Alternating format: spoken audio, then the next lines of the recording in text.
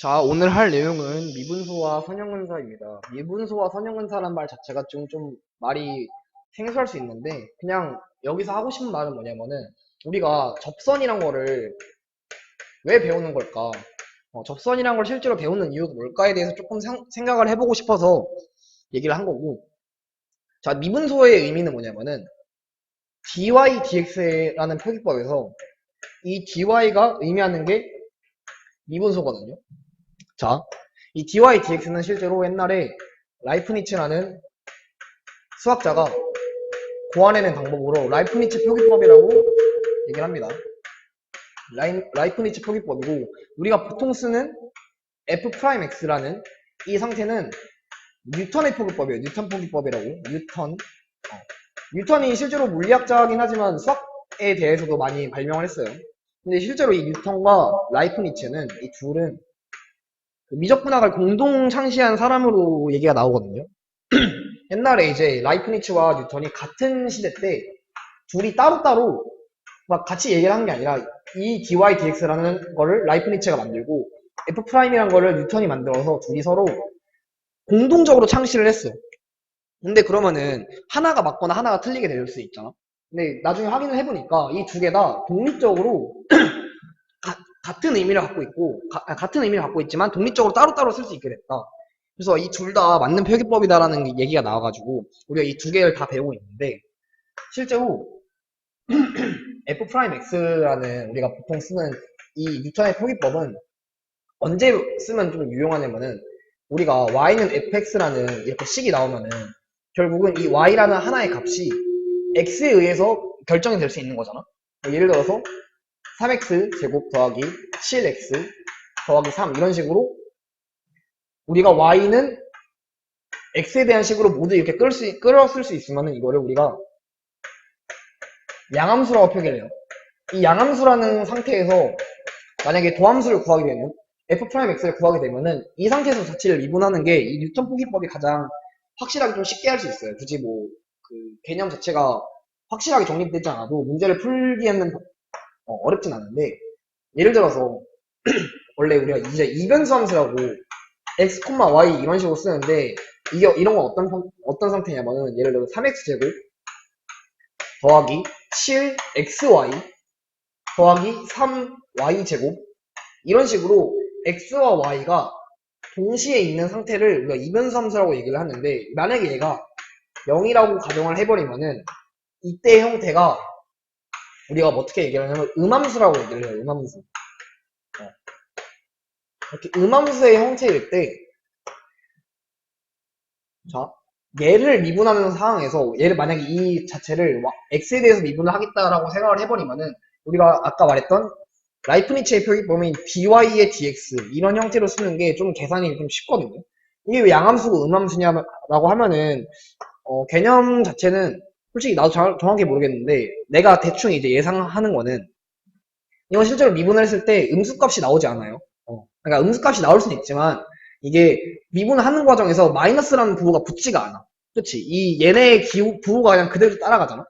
이 dy dx, 그러니까 f'x라는 걸 구하게 되면은 f'x가 어떻게 돼요? 여기서 6x 플러스 7이라 해서 얘네 앞에 있던 이 부호가 바뀌지 않아. 그래서 양함수라고 정의한 것 같고, 이걸 실제로 나중에 미분을 하면은 이렇게 음함수 형태에서 미분을 해서 dy의 dx를 구하면은 어떻게 나오냐면은 마이너스 값이 붙어서 이 전체를 자, 그냥 좀 지려고 할게요.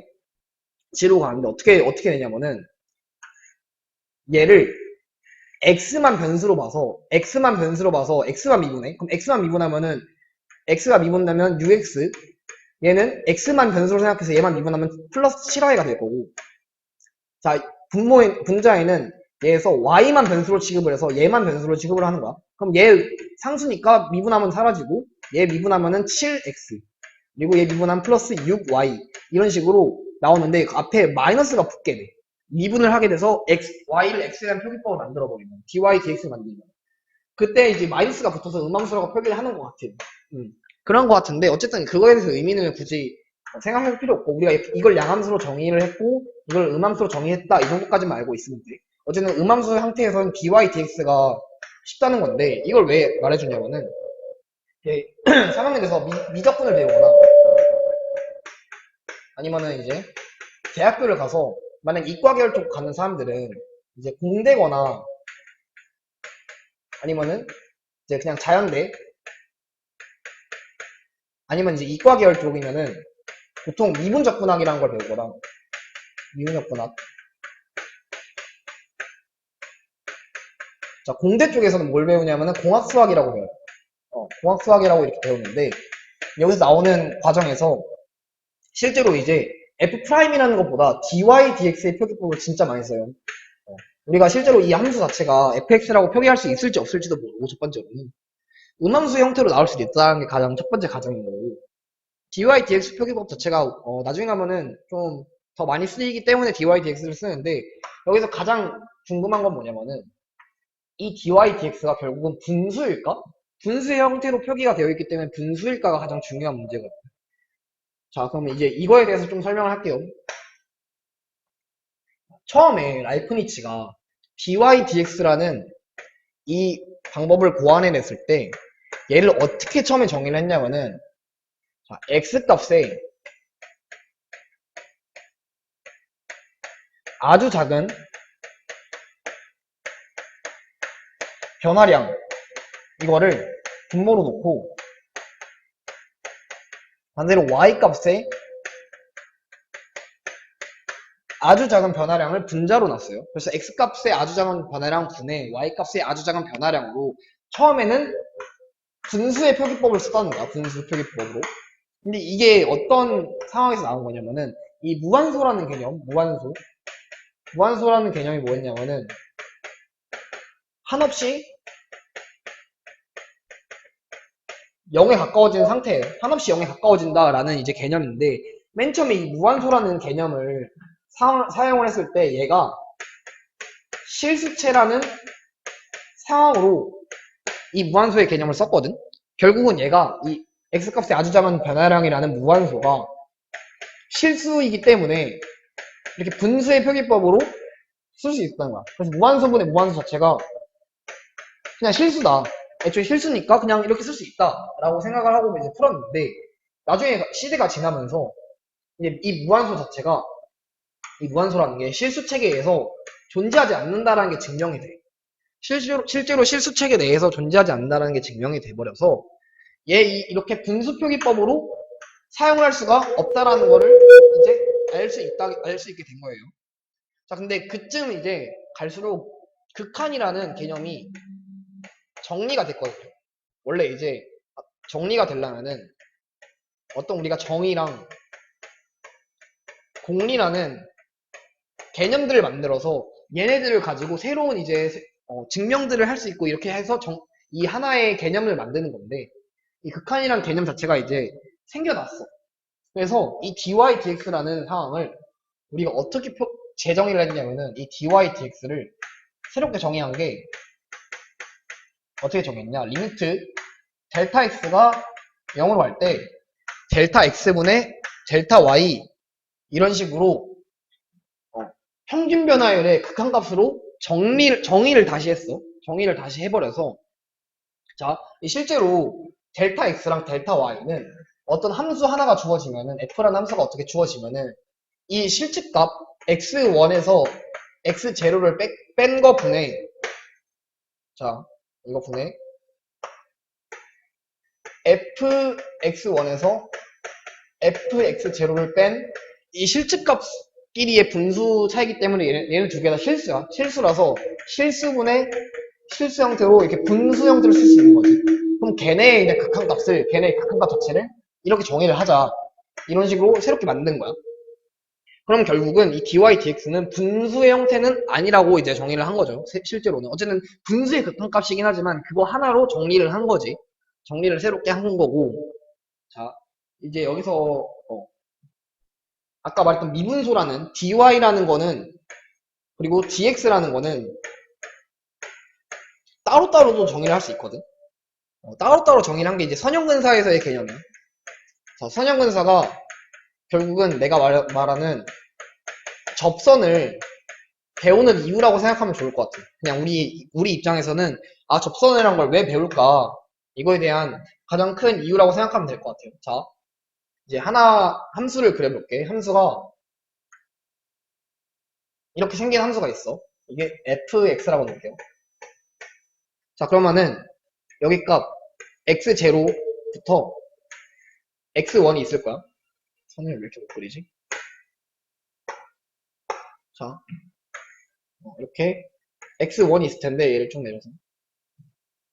자, 이 x0와 x1에서 우리가 기본적으로 알고 있는 게 여기 이 부분이 이 녹색깔 길이가 뭐가 돼요? 델타 x가 됩니다. 맞나? 얘는 델타 x가 되고 이 빨간 색깔의 차이가 델타 y가 돼. 맞지? x 값의 증가량분의 y 값의 증가량인 거니까. 이게 델타 x면 이게 델타 x고 이게 델타 y가 되는 건 맞아. 그치? 실제로 얘는 x1, fx1 얘는 x0, fx0 이렇게 쓸 수 있을 거고 자, 델타 x는 결국은 x1 빼기 x0 그리고 델타 y는 fx1 마이너스 fx0 이런 식으로 쓸 수 있을 거야. 맞지? 자, 이 델타라는 거는 그리고 아까 말했던 이 dy랑 dx랑 dy라는 거는 무슨 차이가 있냐면은 자, 이 델타는 영어로 어떻게 쓰냐면 델타 이런 식으로 쓰거든요. 이 델타가 이렇게 삼각형으로 쓰는 거랑 이렇게 쓰는 게 있는데 이거 둘 다 그 로마자로 영어 d를 나타내는 의미인 건데 얘는 소문자 d고 얘는 대문자 d라고 생각하면 돼. 그럼 여기 있는 dx와 dy에서 이 d도 무슨 의미냐면은 영어 d인데 얘는 어떤 의미를 갖고 있냐면 differentiation이라고 원래 미분의 의미지만 쉽게 차이의 의미라고 생각하면 돼. 차이. 결국 여기 있는 d도 이 차이에 대한 의미거든. 이 델타라는 거에서 나온 d라는 것도 결국은 차이라는 d에서 나온 건데 차이의 d를 이제 앞자만 쓴 거지. 그러면 이 두 개는 결국은 어떠한 그 차별점이 있을까라는 걸 봤을 때 이 델타의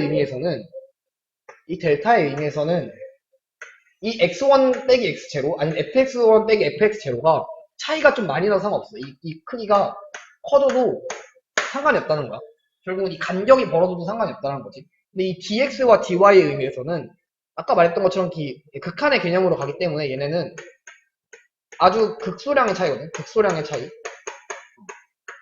극소량 차이라서 정의를 하는데 이 dx를 그래서 어떻게 정의를 했냐면은 이 델타 x라는 것 자체가 델타 x 자체가 엄청 작아져 있는 상태다. 좀 많이 작은 상태다. 라는 상태에서 얘를 그냥 바로 dx라고 정의를 했어. 그냥 델타 x가 dx랑 같다. 하지만 이 조건 자체는 이 델타 x 값 자체가 좀 작은 상태라고 그냥 생각을 하고 푼 거예요. 오케이? 여기까지는 될 수 있겠지? 그냥 이렇게 정의를 했다는 거야. 자, 여기서 그럼 dy는 어떻게 정의했냐면은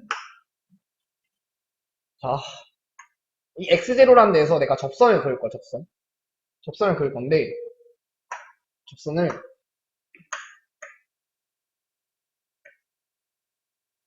이렇게 그었어. x0에서 이렇게 접선을 그었을 때 자, 이 파란색 선과 빨간색 선이 만나는 점 보여요. 이 x1까지, 그러니까 이 녹색깔까지 이 거리를 갔을 때, 이 델타 x라는 이 거리를 갔을 때, bx라는 이 거리를 갔을 때 만나는 이 파란색깔 빨간색이 만나는 이 점 있지. 이 점에서 여기 검은 색깔 여기 이 길이를 dy라고 표시를 했어. 그렇게 되면은 이렇게 정의를 한 거야. 이 검은 색깔 길이가 dy야. 그럼 dy를 dx로 나눠주면 뭐가 돼? 이 x 증가량분의 y 증가량이 돼버려가지고 이 접선의 기울기가 나오지? 접선의 기울기가 나와. 맞아? 이런 식으로 다시 dy랑 dx를 따로따로 정의를 한 거야. 새롭게 정의를 해서 dy랑 dx를 독립적으로 쓸 수 있는 거지. 근데 여기서 또 보면은 얘가 분수의 형태로 쓴 것 같지만 실제로 분수가 아닌 거야. 그러니까 이렇게 그냥 개념을 정리를 했어. dy의 dx라는 것 자체는 원래 의미로 따지면은 y라는 거, 종속변수 y를 독립변수 x로 미분했다는 의미지. 이런 의미인 거고 어쨌든 그냥 dy랑 dx를 각각 이렇게 정의를 했다라는 거야. 그럼 우리가 이제 봤을 때 지금은 dy랑 델타 y랑 차이가 어떻게 나 있냐면은 지금 이만큼의 차이가 지금 보여. 이만큼의 지금 차이가 보이는 거 보여?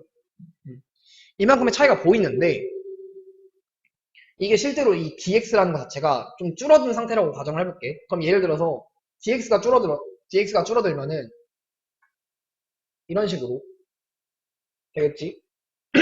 이게 이때는 여기가 델타 x가 되는 거야. 이 부분이. 그러면은 이 빨간 색깔 부분이 델타 y가 될 거고, 맞지? 그리고 여기 부분이 여기 부분이 dy가 된다는 거지. 이 부분이 dy가 된다는 거야. 그럼 갈수록 이 dx 값이 작아진다 이렇게 되면은 dy랑 델타 y랑 값이 비슷비슷해지거든. 이게 선형 근사의 의미야. 선형적으로 근사를 시킨다는 얘기거든. 자, 근데 그러면은 우리가 다시 함수가 이런 식으로 그려져 있어. 이게 fx야. 여기가 x0였고 여기가 좀 이번에 좀 줄여서 여기가 x1이라고 할게. 차이가 별로 없게. 여기가 x1이야. 더 줄일까? 이런 식으로 줄여볼게. 그러면은 다시 여기서 접선을 그었어. 파란 색깔 접선을 그었는데 x0에서 이렇게 접선을 그으면은 아까 말했던 것처럼 자, 녹색깔 dx 여기가 델타 x이자 dx였지. 그리고 빨간 색깔 여기 부분이 델타 y였어. 실제로 함수값의 차이였지. 그리고 이 파란색 점에서 빨간색 점 만나는 여기 이 검은색 길이가 dy였어. 실제로 그럼 dy랑 델타 y라는 이 실측값이랑 이 우리 배웠던 미분소라는 값 자체가 차이가 별로 없게 되는데 그러면은 우리가 어차피 이 델타 y라는 것 자체가 아까 뭐였냐면은 fx1과 fx0의 차이였는데 그치? 그리고 dy라는 거는 실제로 따지면은 여기 이 fx0랑 어떤 이 접선에 대한 여기 함수값이 나오겠지? 어떤 함수값 하나 나올 거야. 뭐 그냥 그걸 a라고 둘게. 이 차이인데 우리가 굳이 fx1을 구할 수 있으면은 우리가 이 델타 y란 거를 dy에 근사시켜서 값을 찾을 필요가 없거든. 그치? 우리가 그냥 델타 y를 직접 구할 수 있으면 상관없는데 예를 들어서 우리가 지금 배우는 건 수학수에서 배우는 거는 다항함수가 위주거든. 다항함수가 위주이기 때문에 이 다항함수들은 실측값을 계산하기에는 그렇게 크게 문제가 없어요. 그냥 계산 노가다만 잘 하면 되는 거니까. 뭐 막 x에 대한 10차식으로 돼 있어도 계산값은 어떻게든 구할 수 있어. 컴퓨터들도 있고 계산을 구할 수 있는데 자 예를 들어 함수 fx라는 게 우리가 좀 알고 있는 로그 7의 x 이런 거 로그 함수라던가 아니면은 뭐 sin x 이런 삼각함수 아니면 예를 들어 sin x 더하기 로그 7x 이거를 또 뭐 3의 x로 나누는 이런 형태로 이렇게 만들었어. 함수 gx라는 거. 그럼 얘를 봤을 때 자 로그 x는 로그 x는 어떻게 바꿔주면 좋냐면 x 플러스 1로 만들게요. x 플러스 2로 만들게요. x 플러스 2 이런 식으로 만들게. 아니 x 플러스 1이 아깝다. 미안. 자 x 플러스 1이라고 생각을 해볼게요. 그럼 여기서 우리가 g0을 구하는 건 쉬워. g0은 결국 0이거든. 왜냐하면은 x에다 0 나오면 3의 0제곱이니까 분모는 1이 될 거고 x에 0 나오면 sin 0이니까 0 로그 7의 1은 0이지. 그래서 이 0 나와. g0이라는 함수값은 구하기 쉬워. 근데 얘는 구하기 쉬운데 자 g1은 따지면 3분의 sin 1 더하기 로그 7의 2인데 이 값 자체가 실제로 어떤 값을 갖는지 우리가 실수 표현으로 이렇게 그냥 쓰면 끝나긴 하지만 뭔가 좀 아쉽잖아. 얘를 어떻게 뭐 무슨 값이다 뭐 몇 점 몇몇이다 이런 식으로 표기하면 가장 좋은데 그거를 하기 위해서는 이런 곡선의 형태에서 함수값을 구하는 것보다 어떤 직선인 값에서 구하는 게 좀 더 편하다는 거야. 원래 이 직선이라는 방정식은 직선의 함수는 리니얼 펑션이라고 얘기를 하는데 이 리니얼 펑션은 애초에 다 1차함수의 형태에서 나오기 때문에 얘네는 y는 ax 플러스 b라는 이 1차함수의 형태로 쓸 수 있어. 그러면은 여기서 g1을 구하는 것보다 이 함수에다 1을 넣은 a 플러스 b 값을 구하는 게 조금 더 계산은 쉽겠지? 그리고 얘랑 근사적으로 어떤 비슷한 느낌을 갖는다라는 걸 알 수 있다라는 거야. 자, 한 번만 더 예시를 들어줄게요. 그래프를 좀 그리기 쉽게. 자, sin x라는 함수가 있어. 1사분면이랑 2사분면에 대해서만 볼게. 뭔 말이냐면은 0부터 파이까지만 보겠다는 거야. 그리고 다시 그려. 잘. 이런 식으로 생긴 sin x가 있어. 0부터 파이까지. 이게 sin x야. 자, 그러면은 우리가 예를 들어서 아까 했던 것처럼 sin 1이 궁금할 수 있고 아니면 sin 2분의 1이 궁금할 수 있고 sin 3분의 1 이런 게 궁금할 수 있어. 자, 우리가 확실하게 알고 있는 게 sin은 0,0에서 값을 확실하게 알고 있으니까 0,0에서 이렇게 접선을 그어볼게. 잠깐만, 접선을 좀 원래 잘 그려야 되는데 자, 얘를 이렇게 접하게 시켜야 되거든. 사인을 좀 함수를 잘못 그렸어. 실제로 이렇게 그리면 안 되는데 그냥 접선을 접하게 그린다고 할게요. 이렇게 접했어. 접했을 때 얘가 0,0에서의 접선이야. 그러면은 얘는 기울기를 구해야 되는데 그럼 사인을 미분을 해야 되잖아. 일단 좀 뒤로 갈게요. 사인 함수를 미분하면은 코사인 x가 돼. 그리고 코사인 x 미분하면 마이너스 사인 x가 되고 어쨌든 사인을 미분하면 코사인 x니까 이 사인 x를 fx라고 두면은 자, f 프라임 x는 사인을 미분한 거라 코사인 x가 돼. x에다 0을 넣으면 코사인 0이니까 코사인 0은 1이지. 결국은 0,0에서 접선의 기울기를 그리면 y는 기울기가 1이니까 x가 되고 그치? 0,0 지나니까 그냥 y는 x라는 것 자체가 이 접선이 y는 x라는 식으로 될 거야. 우리가 궁금한 거는 실제로 2분의 1이라는 값이야. sin 2분의 1의 값이 궁금해. 얘가 sin 2분의 1이지만 이 값을 구하기 힘드니까 얘 차이가 별로 없다라고 가정을 해서 지금 얘는 2분의 1 넣으면 여기도 2분의 1 되겠지? 이 길이 차이가 좀 차이가 나긴 하지만 그냥 그렇다고 치고 자 이게 sin 2분의 1이야. 그리고 이 빨간 색깔이 2분의 1이고 여기 녹색깔이 sin 2분의 1이야. 실제로 지금 봤을 때는 차이가 좀 많이 나 보이지만 얘네가 완전 가깝게 있으면은 2분의 1과 sin 2분의 1은 좀 근사값을 갖는다는 거고 그럼 얘는 0.55잖아? 얘 sin 2분의 1은 실제로 0.5에 좀 비슷하게 있다라는 가정을 할 수도 있어. 그런 식으로 근사를 한다는 겁니다. 근사를 할 수 있으니까 우리가 이렇게 곡선으로 나와 있는 형태보다 이렇게 직선으로 나와 있는 형태를 가지고 근사값을 좀 구해보고 싶다는 거지. 이게 실제로 나중에 보면은 함수값을 실측하기 어렵기 때문에 약간 이렇게 곡선 자체를 직선이나 아니면 다함수에 좀 빗대서 많이 표현을 하거든요. 아까 말했던 직선의 형태로 만드는 게 선형근사의 의미고 나중에 이렇게 선형근사가 좀 힘든 상태에서는 우리가 어떻게 표기를 하냐면은 선형근사가 힘들다기보다는 다른 방식도 하나 있는데 이렇게 근사값을 찾는 것 중에 하나가 그냥 듣기만 하세요. 뭐 안 들을 사람들은 나가도 됩니다. 이게 테일러 급수라는 급수 표기법이 있어요. 급수가 뭐냐면은 우리 그 등비수열의 급수합 기억나나? 아까 우리가 옛날에 했던 것처럼 0.9 더하기 0.09 더하기 0.009 더하기 이런 식으로 그러니까 시그마 1부터 무한대까지 10의 n제곱분의 9 이런 급수 표현법 뭐냐면은 원래 우리가 시그마 표현법 기억나죠? 원래 뭐 k는 1부터 n까지 ak라는 수열의 급수 합을 구했는데 얘네를 무한대로 버리는 게 급수야. 테일러 급수는 이 함수로 표기를 해가지고 이 우리가 복잡하게 생각했던 이 초월 함수들 sin x라거나 cosine x라거나 이런 거를 근사시켜서 이제 우리가 다항함수의 형태로 표기할 수 있어요.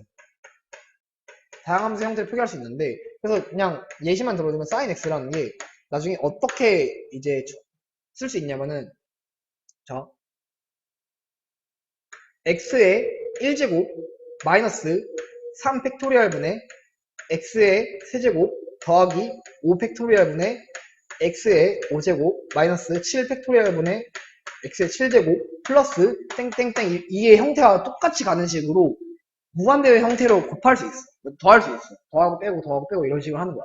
그러면은 우리가 이 사인 만약에 아까 했던 것처럼 사인 2분의 1 값이 궁금하잖아. 그럼 여기다 2분의 1을 넣으면 돼. 근데 그러면은 어차피 이거 계산하는 것도 빡세지 않나요? 하지만 컴퓨터가 계산할 수도 있고 만약에 예를 들어서 어쨌든 봐봐. 여기다 플러스 9 팩토리얼 분의 뭐야? 9 팩토리얼 분의 x의 9제곱 이런 식으로 갔을 때 여기다 2분의 1 넣어봐. 9 팩토리얼은 9부터 1까지 곱하는 거잖아. 그럼 얘 자체도 솔직히 좀 큰 수가 될 거야. 그치? 거기다가 2분의 1의 9제곱 해버리면은 결국은 얘는 이 값은 2의 9제곱 곱하기 9부터 1까지 곱한 거를 1로 나눈 거니까 얘네 값 자체가 솔직히 우리가 실수로 생각했을 때는 엄청 작은 값일 거야. 얘도 비슷비슷해. 그치? 결국은 어느 순간 이상부터는 값 바뀌는 게 차이가 좀 미묘하게 바뀌어. 해봤자 막 0.000000 해하다가 막 한 7, 1 이렇게만 바뀐다는 거야. 000 이런 식으로. 이 값에서만 막 플러스 되고 마이너스 되고 이런 식으로밖에 안 바뀐다는 거지. 뒤로 가면 갈수록 더 값 차이가 더 줄어들 거고. 그래서 결국은 한 어느 정도 부분에서 얘네만 잘라가지고 얘네한테만 2분의 1 넣어도 실제로 사인 2분의 1의 근사값이 어느 정도 나와. 그렇게 계산할 수 있다는 거죠. 어쨌든 이렇게 우리가 실제로 함수들을 어떻게 좀 근사시키는 거에 대해서 좀 많은 관심들이 있는데 그것 중에 하나가 선형근사고 선형근사가 결국은 우리가 접선을 배우는 이유다라고 생각을 해주는 게 가장 편할 것 같아요. 그래서 왜 배우냐에 대한 그 개념을 이 정도까지 설명을 하고 마무리를 할게요. 네, 수고하셨습니다.